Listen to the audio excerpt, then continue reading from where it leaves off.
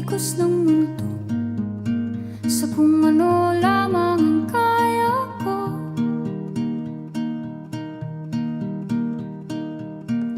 Bigang-biga na sa mga problemang di masolusyonan agad, parang wala nang bukas.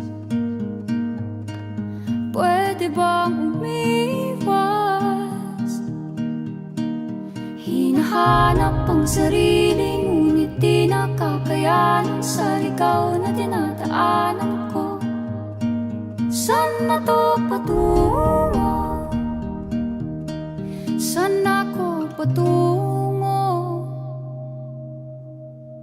Dahan-dahan